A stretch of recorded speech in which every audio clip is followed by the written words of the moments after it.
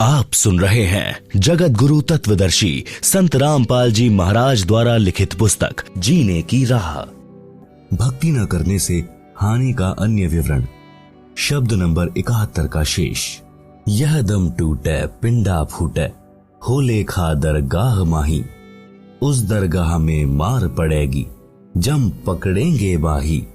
नर नारायण देहि पाए कर, फेर 84 जाही, उस दिन की मोह डरनी लागे, लज्जा रह के नाही। जा सतगुरु की मैं बलिहारी, जो जामन मरण मिटाही। कुल परिवार तेरा कुटुंब कबीला, मसलित एक ठहराही।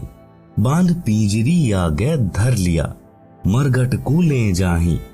अग्नि लगा दिया जब लंबा, फूंक दिया उस ठाही। पुराण उठा फिर पंडित आए, पीछे गरुड़ पढ़ाही।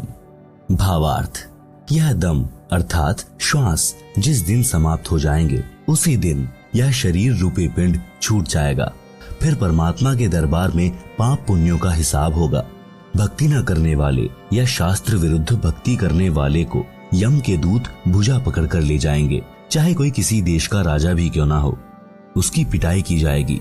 संत गरीबदास को परमेश्वर कबीर जी मिले थे, उनकी आत्मा को ऊपर लेकर गए थे। सर्व ब्रह्मांडों को दिखाकर, संपूर्ण अध्यात्म ज्ञान समझाकर वापस शरीर में छोड़ा था।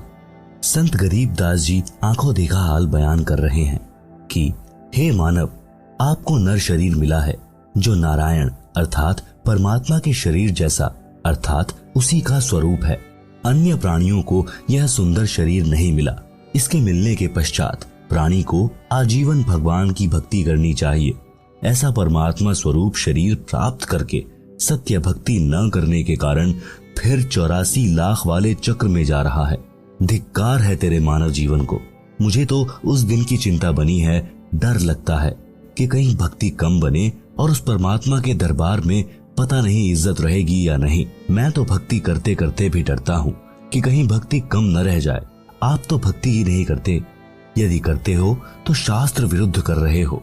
तुम्हारा तो बुरा हाल होगा। और मैं तो राय देता हूँ कि ऐसा सतगुरु चुनो जो जन्म मरण के दीर्घ रोग को मिटा दे, समाप्त कर दे। जो सत्य भक्ति नहीं करते उनका क्या हाल होता है मृत्यु के पश्चात। आसपास के कुल के लोग इकट्ठे हो जाते हैं। फिर सबकी एक ही मसलत अर्थात राय बनती है कि इसको उठाओ। उठाकर शमशान घाट पर ले जाकर फूंक देते हैं। लाठी या जैली की खोद यानी ठोकर मार मार कर छाती तोड़ते हैं। संपूर्ण शरीर को जला देते हैं। जो कुछ भी जेब में होता है उसको निकाल लेते हैं। फिर शास्त्र विधि त्याग कर मनमाना आचरण कराने और करने वाले उस संसार से चले गए। जीव के कल्याण के लिए गुरु गरुड़ पुराण का पाठ करते हैं। तत्व ज्ञान यानी सूक्ष्म वेद में कहा है कि अपना मानव जीवन पूरा करके वह जीव चला गया। परमात्मा के दरबार में उसका हिसाब होगा। वह कर्मानुसार कहीं गधा कुत्ता बनने की पंक्ति में खड़ा होगा। मृत्यु के पश्चात गरुड़ पुराण का पाठ उसके क्या काम आएगा। यह व्यर्थ का शास्त्र विरुद्ध क्रियाक्रम है। उस प्राणी का मनुष्य शरीर रहते उसको भगवान के संविधान का ज्ञान करना चाहिए था, जिससे उसको अच्छे बुरे का ज्ञान होता और वह अपना मानव जीवन सफल करता। प्रेत शिला पर जाए विराजे, फिर पितरों पिंड भराही। बहुर श्राद्ध खान कुआं आया, काग भये कली माही। भावार्थ है कि मृत्यु उपरांत उस जीव के कल्याण अर्थात गति कराने के लिए की जाने वाली शास्त्र विरुद्ध क्रियाएं व्यर्थ हैं। जैसे गरुड़ पुराण का पाठ करवाया, उस मरने वाले की गति अर्थात मोक्ष के लिए। फिर अस्थियां गंगा में प्रवाहित की, उसकी गति यानी मोक्ष करवाने के लिए। फिर 13वीं या 17वीं को हवन व भंडारा यानी लंगर किया, उसकी गति कराने के लिए। पहले प्रत्येक महीने 1 वर्ष तक महीना क्रिया करते थे, उसकी गति कराने के लिए। फिर छठे महीने छमाही क्रिया करते थे, उसकी गति कराने के लिए। फिर वर्षी क्रिया करते थे, उसकी गति कराने के लिए।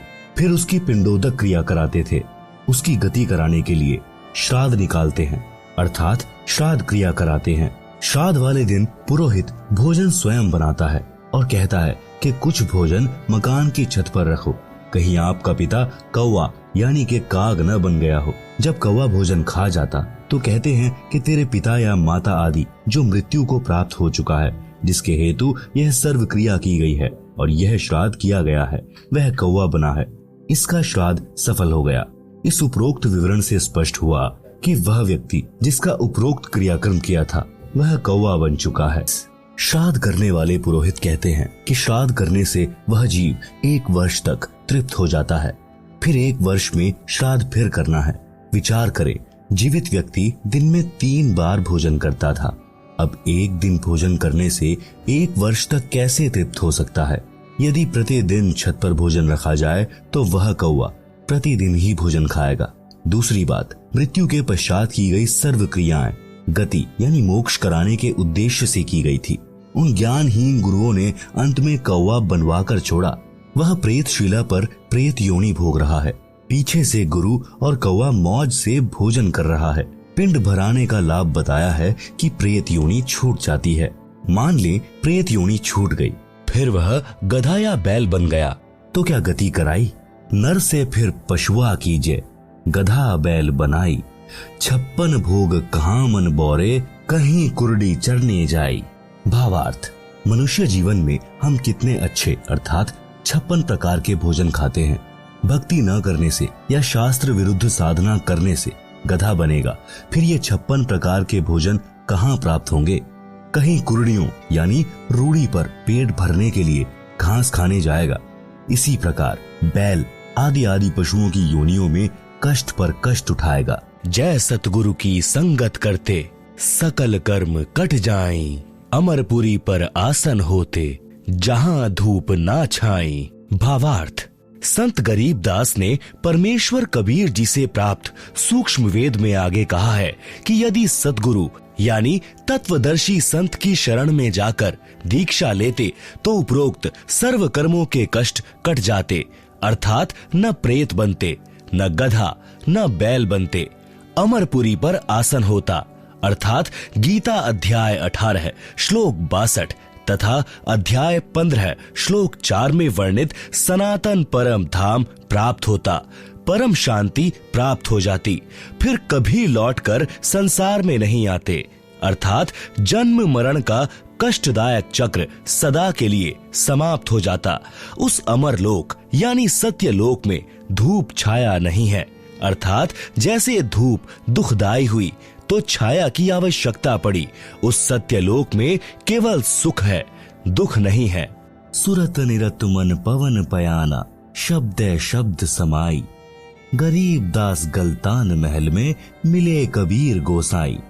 भावार्थ, संत गरीब दास जी ने कहा है कि मुझे कबीर परमेश्वर मिले हैं।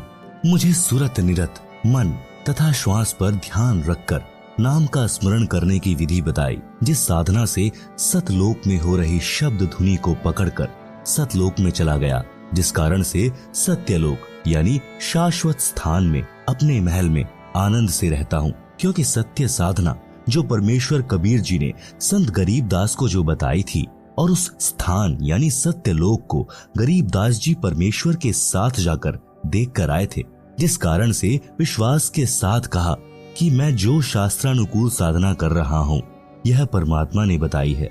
जिस शब्द अर्थात नाम का जाप करने से मैं अवश्य पूर्ण मोक्ष प्राप्त करूंगा, इसमें कोई संशय नहीं रहा, जिस कारण से मैं यानी गरीबदास सत्यलोक में बने अपने महल यानी विशाल घर में जाऊंगा, जिस कारण से निश्चिंत तथा गलतान यानी महल प्राप्ति की खुशी में मस्त हूँ, क्योंकि मुझे पूर्ण गुरु स्वयं परमात्मा कबीर जी अपने लोक से आकर मिले हैं।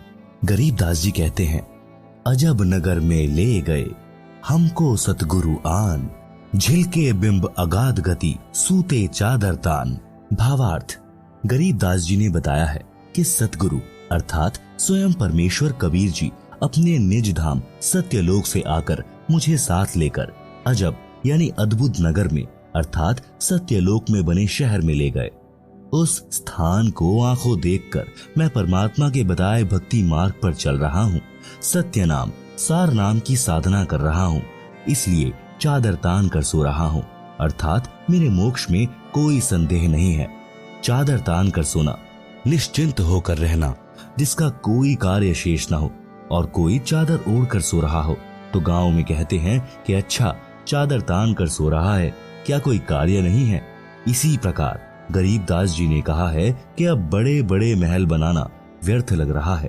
अब तो उस सत्यलोक में जाएंगे जहां बने बनाए विशाल भवन हैं, जिनको हम छोड़कर गलती करके यहाँ काल के मृत्यु लोक में आ गए हैं। अब दांव लगा है, सत्य भक्ति मिली है तथा तत्व ज्ञान मिला है।